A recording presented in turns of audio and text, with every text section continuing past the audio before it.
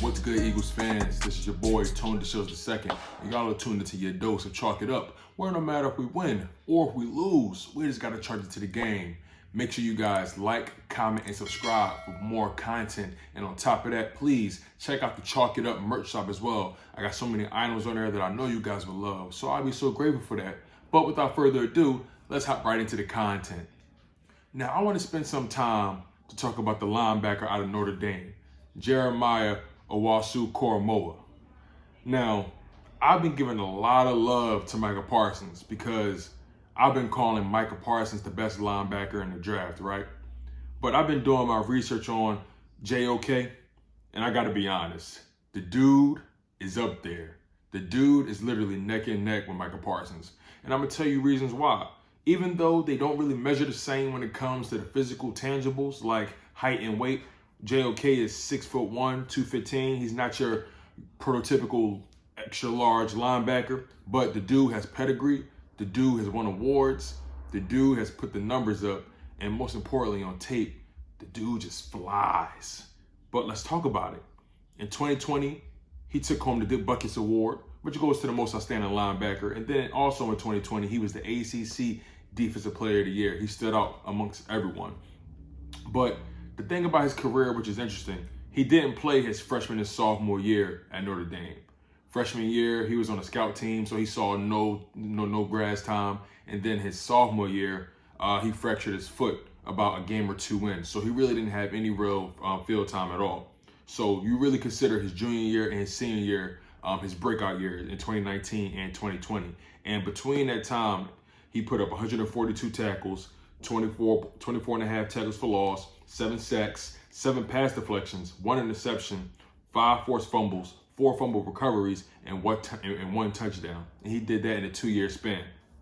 Now, here's the interesting thing about his numbers, because he actually had significantly more tackles in 2019 versus 2020. He had more sacks in 2019 and in 2020 as well. And he had more tackles for loss in 2019 versus 2020.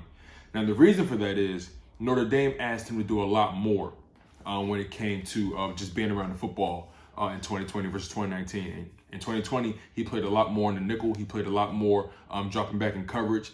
And, you know, he did an amazing job. As a matter of fact, the dude is just a Swiss Army knife. He's capable of being all over the field. He's explosive as hell, extremely versatile, capable of defending a slot and drop back in coverage. Like I said, he's a playmaker. Everywhere he is, something happens with that ball, no matter what. He's super twitchy. So when he's on the line of scrimmage, whenever he sees a lane or a gap, he just shoots right in like a homing missile, and I love it. He's a real explosive pass rusher, and he can pretty much do whatever you ask.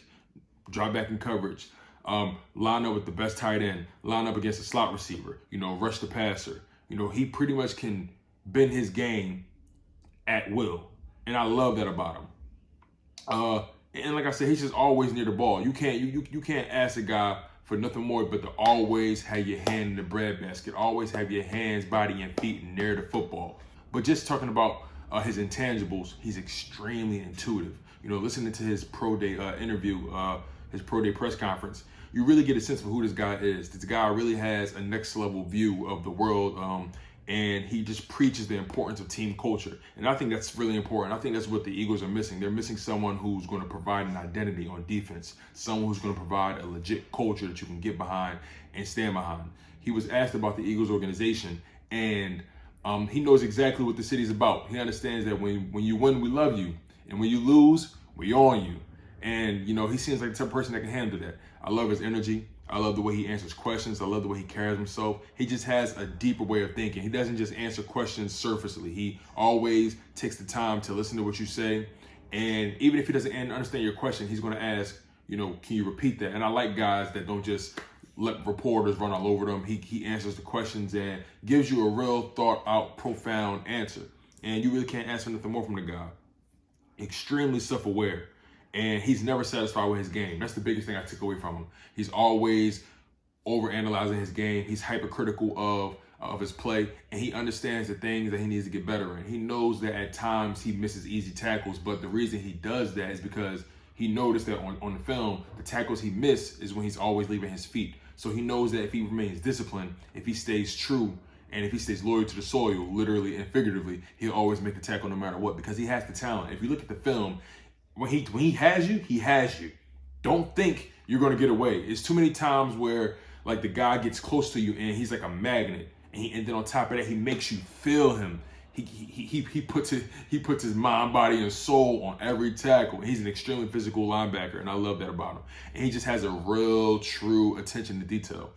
And I think that's somebody that can really change the fabric of the Eagles. He can really provide that dynamic playmaker on defense that the Eagles have really been lacking. Let's be honest, the linebacker is making a comeback in this NFL. And what I mean by that is, if you watched that Super Bowl, you saw that linebackers were dominating the pace of the game. Guys like Devin White, guys like Levante David, you know what I'm saying? And Levante David was able to lock down Travis Kelce.